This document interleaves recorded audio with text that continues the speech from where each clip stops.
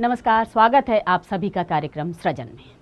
आज हम आपको समाज में दबे और पिछड़े उन महिलाओं की कहानी सुनाने जा रहे हैं जो बुंदेलखंड के एक बहुत ही पिछड़े गांव में अपने परिवार के जीवन स्तर को बढ़ाने का अभूतपूर्व काम कर रही है और जीवन के अंधेरे को दूर करने का भी प्रयास कर रही है। कहा जाता है कि महिलाएं कमजोर है, समाज में कुछ नया नहीं कर सकती, लेकिन इन सब बातों को दरकिनार करते हुए समाज को एक नई सोच से रूबरू कराया है इन महिलाओं ने। इतना ही नहीं, व्यवसाय को नए तरीके से करने का तरीका अपनाकर व्यापार में नए आयामों को छुआ है और समाज के सामने एक नया उदाहरण पेश किया है। कहते हैं बुंदेलखंड में लोग जिंदगी जीते नहीं, ढोते हैं। जैसे बदहाली और बेबसी बुंदेलखंड का ही दूसरा नाम हो।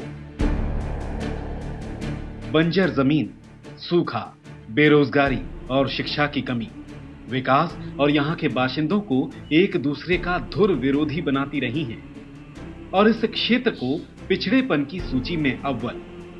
इन बदतर हालातों में आर्थिक, बौद्धिक और सामाजिक उन्नति की बात करना भी बेमानी लगने लगा। जिंदगी स्याह तस्वीर की तरह हो गई, क्योंकि विकास से अछूते रहे इस क्षेत्र की आधी से ज्यादा आबादी, खासतौर पर महिलाएं, बीड़ी बनाने का काम या फिर जंगल से लकड़ी लाने का काम करती थी, जिससे होने वाली आमदनी से ना तो ठीक से पेट भरता, ना तन ढकता। जंगलों और सेहत को जो नुकसान पहुंचता सो अलग। बच्चों की शिक्षा, सेहत की सुध तो इनकी सोच के दायरे से भी बाहर थी। ऐसे में एक आंदोलन के रूप में अवतरित हुआ स्व सहायता समूह, जिसने इस पिछड़े अंचल के कानों में मानो उस समूह शक्ति में पिरोया हुआ सफलता का सूत्र फूंक दिया। देखते ही देखते पिछड़े माने जाने वाले गढ़ाकोटा में भी विकास के पहिए सरपट दौड़ते नजर आने लगे और इसमें सबसे अहम किरदार निभाया मध्य प्रदेश राज्य ग्रामीण आजीविका मिशन यानी MPSRLM ने, जिसकी मदद से आज ग्रामीण महिला पुरुष सामाजिक, आर्थिक और बौद्धिक उन्नति के साथ नित नए नए आयाम गढ़ रहे हैं। हजारों महिलाओं को अब तक रोजगार मिल चुका है। कभी बोझ और कमजोर समझी जाने वाली ये महिलाएं आज खुद पूरे परिवार का भार उठा रही हैं।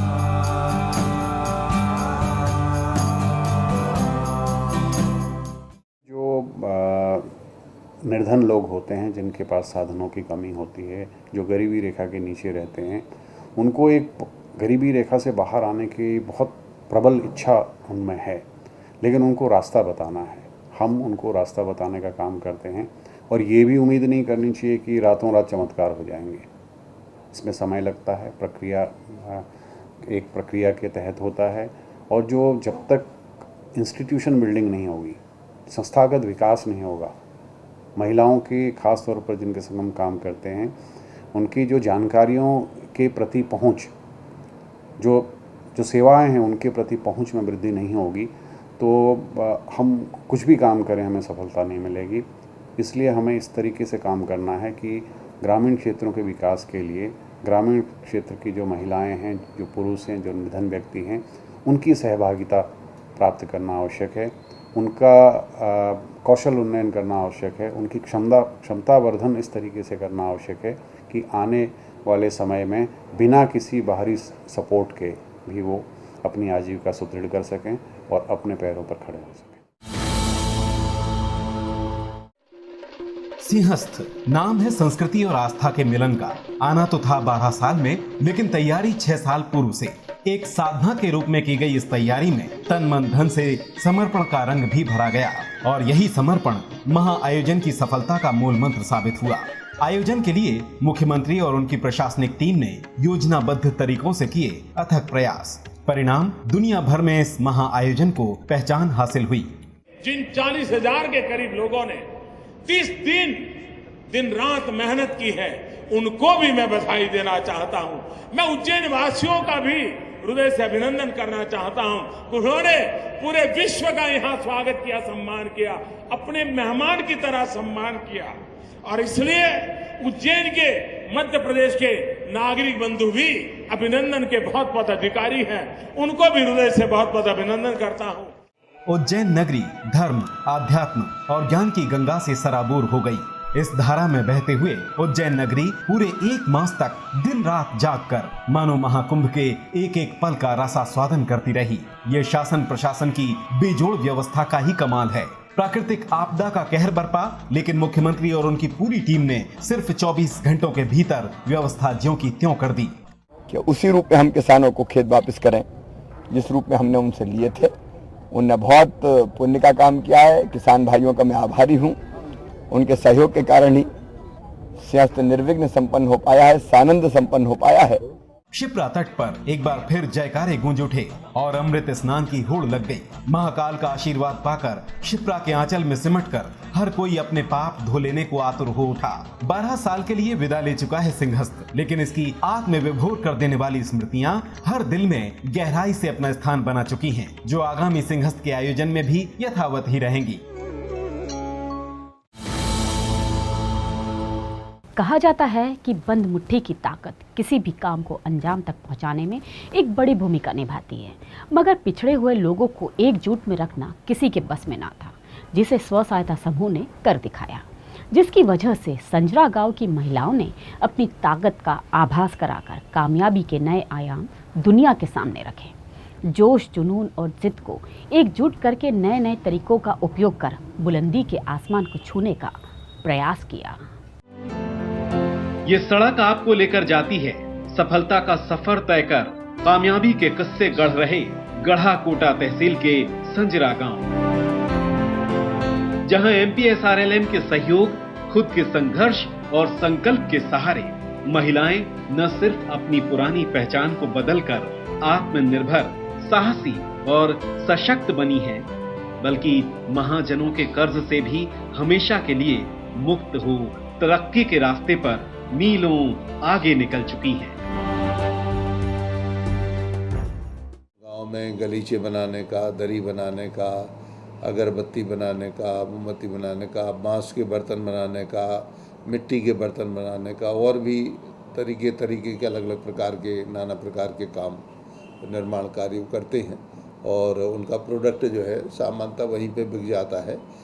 और मुझे कहते हुए खुशी है और जो जानकारी मिली है अपने अधिकारियों से भी और जो इंडिपेंडेंट सर्वे जिन लोगों ने किया, तो बड़ी खुशी की बात है कि सबके जीवन स्तर में काफ़ी सुधार आया और इसके अलावा उनकी आय में भी वृद्धि हुई। आज महिलाएं अपनी परिवार का सहारा है, वो परिवार को चलाने का काम कर रही हैं, परिवार के लिए वो एक प्रकार से वित्तीय आधार बन गई हैं, आर्थिक आधार बन गई हैं। तो ये बहुत अच्छी बात है और काफ़ी रुचि है। महिलाएं बैठती हैं अपनी ग्राम सभाएं, वो अपनी महिलाओं की सभा करती हैं, अपने समूह की बैठकें करती हैं और शेयर करती हैं एक दूसरे के लिए। तो बुंदेलखंड जैसे पिछड़े इलाके में इस तरह की उपलब्धि होना अपने आप में एक बहुत बड़ी बात है और इस काम के लिए मैं चाहता हूं कि हम NRLM के माध्यम से सारे ज़िलों में, सारे गाँव में जहाँ जहाँ आवश्यकता हो हम इस काम को करें। जहाँ भी चल रहा है उसको और बेहतर करें, जहाँ भी नहीं चल रहा है वहाँ पे हम धीरे धीरे शुरू करें। एक वक्त था जब गढ़ाकोटा के संजरा गांव के लोग बेरोजगारी और बदहाली में जीते हुए 2 वक्त की रोटी के लिए हलाकान थे। उन्होंने मान लिया था जैसे मजदूरी करना और मदद के मोहताज बने रहना ही उनकी नियति है, लेकिन ये सच नहीं था। उनका भविष्य तो कहीं और ही था। बदहाली के इस कठिन दौर में उम्मीदों का नया सवेरा बनकर सामने आया स्व सहायता समूह, जिसने ग्रामीणों के सोए आत्मविश्वास को फिर से जगाया और श्वेत क्रांति के फॉर्मूले को अपनाकर दुग्ध उत्पादन के लिए प्रेरित किया। डेयरी खोलने से हम लोगों को ये फायदा हुआ है कि जो मार्केट में दूध 20 रुपया 25 रुपया मनमानी करके जो लोग खरीदते थे, यहाँ फैट के हिसाब से हमको सही दाम मिलता है और 10 दिन में हम लोगों को पेमेंट मिलता है बाकायदा। हम पहले गढ़ाकोटा में बेचते थे मैडम बाज़ार में, तो हमें बहुत परेशानी होती थी। वहाँ समय पे ना तो पैसा मिलता था और वो हैरान भी करते थे पैसा में, और कभी कभी माने पैसा भी खा जाते थे कि पतला दूध है अब डेयरी खोलने से जो फायदा होगा वो माने हम लोगों को अपने फेंट के हिसाब से पैसा मिलते, समय पर पैसा मिलत और कोई दिक्कत नहीं है। पहले व्यापारियों की मनमानी के चलते एक दो परिवार ही दूध बेचते थे, जिसे देखते हुए आजीविका मिशन की मदद से दुग्ध समिति बनाई गई और सांची दुग्ध संघ ने गांव जाकर ग्रामीणों के दूध को खरीदने का काम किया। समिति बनने के बाद ग्रामीणों को न तो दूध बेचने के लिए भटकना पड़ रहा है और न ही सही समय पर पैसे मिलने की चिंता सता रही है। रजिस्ट्रेशन करवाने के बाद समिति खुद सभी सदस्यों से दूध इकट्ठा कर उसे डेयरी तक भिजवाती है और फैट के आधार पर प्रति लीटर के मान से हर 10 दिन में उसका भुगतान भी करती है।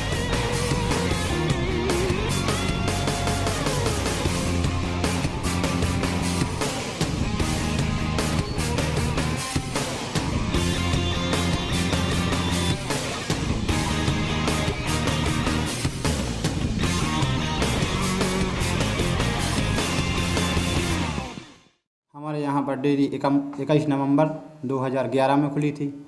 वहाँ से जब से शुरू हुई अच्छा कलेक्शन चल रहा है, कम से कम 1000 लीटर तक का अपना कलेक्शन हो चुका है।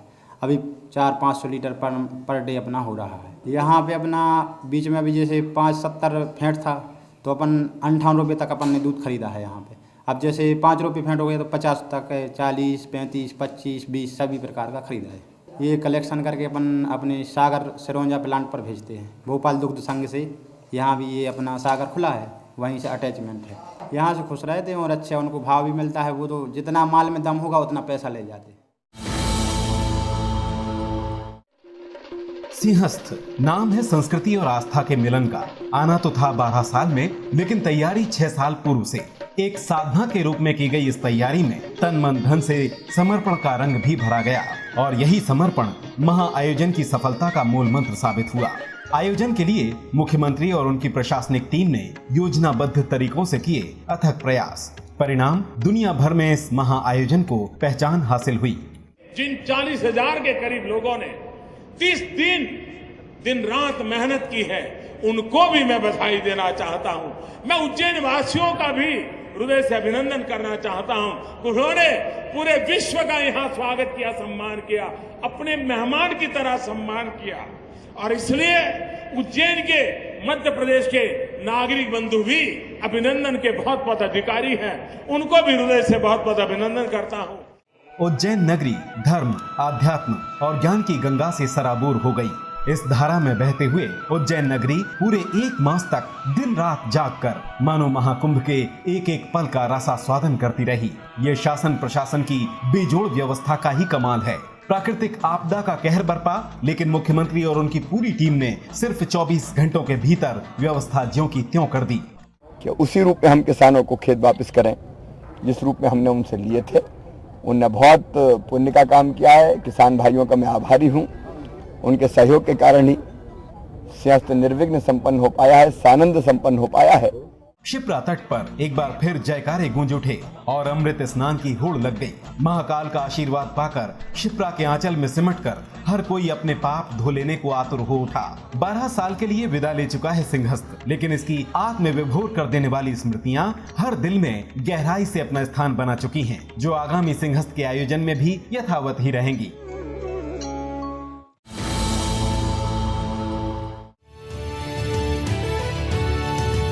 ये संजरा गांव की ही साधना पटेल हैं, जिनकी दुकान के ऊपर लगा ये बोर्ड विकास की गाथा बखूबी बयां कर रहा है कि कैसे समूह से मिले एक छोटे से ऋण की राशि ने साधना की पूरी जिंदगी ही बदल कर रख दी।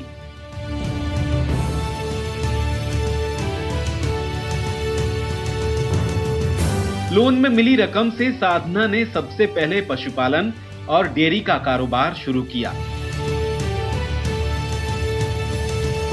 धीरे धीरे काम चल पड़ा। देखते ही देखते सिलाई बुनाई की मशीन भी आ गई और फोटो स्टूडियो भी खुल गया। मैंने गैया खरीदी थी, गैया से दूध कम मतलब बिकता था। फिर मैंने 30,000 रुपये समूह से निकाले, फिर समूह से निकाले और तो 10,000 रुपये हमने लगाए। 40,000 की भैंस खरीदी।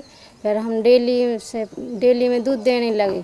बहुत अच्छी दुकानदारी चलती है हमारी, सिलाई भी करते हैं, उसी समूह से पैसे निकाले से दूध बेचने से हमारी दुकान डल गई। पशुपालन से आमदनी हुई तो माता पिता ने बच्चों की शिक्षा और सेहत के बारे में भी सोचना शुरू कर दिया। आज इस गांव के बच्चे शहरी बच्चों की तरह ही फर्राटे से अपनी बात कहते और विचार रखते नजर आते हैं।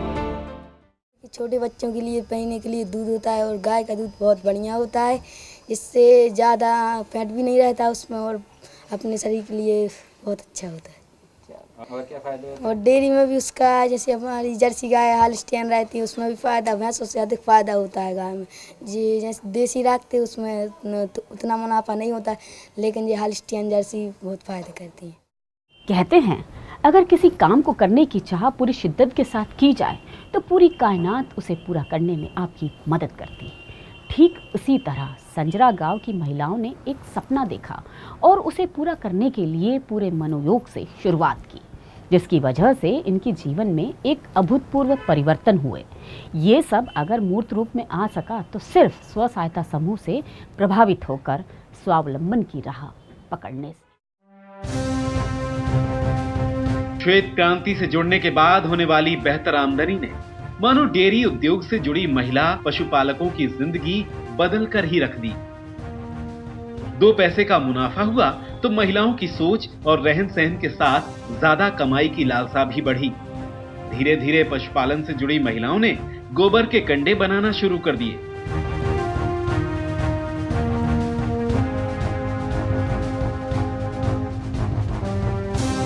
बायोगैस संयंत्र भी स्थापित कर लिया।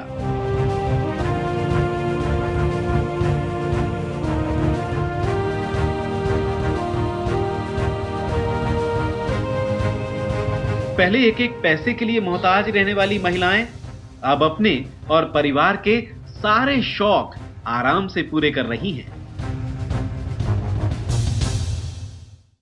डेयरी तो एक आप कह सकते हैं पारंपरिक लोगों का धंधा है। लोग 1, 2, 4 जानवर तो गांव में पालते हैं और कुछ गांव में तो ज़्यादा जानवर भी पाले जाते हैं, परंतु जो दूध की जो क्वांटिटी होती है वो कम होती है। लेकिन धीरे धीरे अब लोग उन्नत पशु ला रहे हैं, दूध की मात्रा बढ़ रही है और उनको मिल्क रूट से जोड़ा जा रहा है। जहाँ पर मिल्क रूट नहीं है वहाँ पर नए मिल्क रूट बनाए जा रहे हैं, जहाँ पर मिल्क रूट हैं और वो गांव छूटे हुए हैं तो उनको मिल्क रूट से जोड़ा जा रहा है। अर्थात उनका जितना भी दुग्ध का उत्पादन होता है उसके लिए मार्केटिंग की व्यवस्था की जा रही है।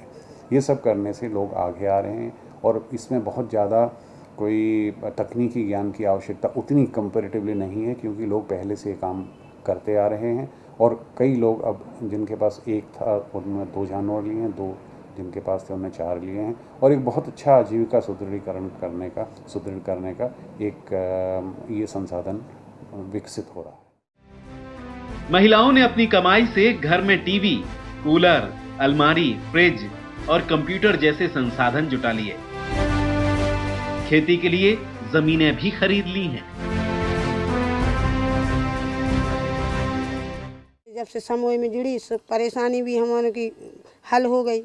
कुछ सब्जी का भी धंधा कर लिया, खाद का भी बैग लगा लिया और क्या कहते हैं वो में से खाद भी की बिक्री हो रही है, केंचुआ भी बिक रहे हैं। हम लोगों को और खुशी है, हमारे को और धंधा बढ़े तो हमारे और आगे चले और सब लोग हमारे मिलके करते हैं। कहीं भी बाहर भी जाने को मिलके जाते हैं।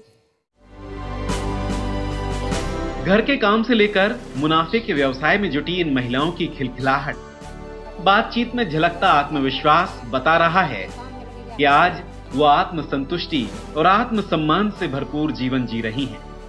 वो न केवल अच्छा खा और पहन रही हैं, बल्कि अपने परिवार और बच्चों के भविष्य का भी ख्याल रख रही हैं।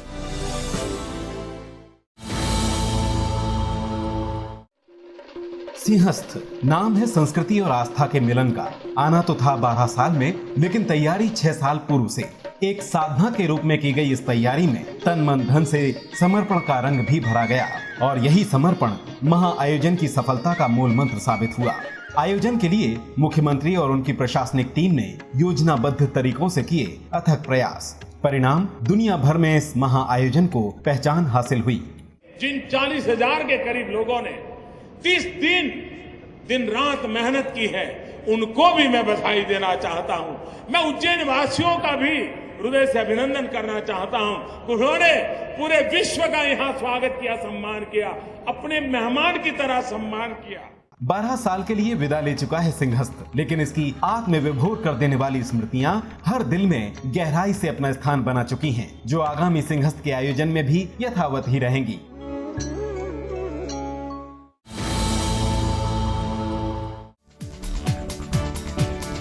इस योजना के सहयोग से इन गांवों की महिलाओं के जीवन में फिर से उमंग, उत्साह और खुशहाली आ गई है। जीवन की तो जैसे सारी खुशियां ही छिन गई थी, लेकिन सक्षम योजना ने उन्हें आगे बढ़ने का रास्ता दिखा दिया है और वो अब कभी वापस मुड़कर नहीं देखना चाहती, क्योंकि बदलते वक्त और परिवेश में भी उन्होंने नई मंजिलों की ओर कदम ताल करना सीख लिया है। जिंदगी की असली उड़ान अभी बाकी है, अपने इरादों का इम्तिहान अभी बाकी है। अभी तो नापी है मुट्ठी भर ज़मीन, पूरा आसमान अभी बाकी है। आपको अब ये तो पता चल ही गया होगा कि महिलाओं ने तरक्की की राह पकड़कर निरंतर आगे बढ़ते रहने का काम जारी रखा है, जिससे परिवार की तकदीर बदल रही है और साथ ही समाज को एक नया आयाम दिखा दिया है, जिसे ज़रूरतमंद तक पहुंचाना ज़्यादा बेहतर होगा, ताकि इनसे सीख लेकर बाकी महिलाएं भी सफलता की राह तय कर सकें। तो आज के कार्यक्रम में बस इतना ही। अगले हफ्ते आपसे फिर मुलाकात होगी, तब तक के लिए नमस्कार।